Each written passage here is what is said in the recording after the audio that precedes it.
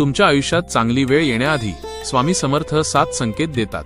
जर हे संकेत तुम्हाला दिसत असतील तर समजून घ्या, स्वामींची कृपा तुमच्यावर सुरू झाली आहे. नेमके ते 7 संकेत कोणते ते स्वतः स्वामी सांगत आहेत.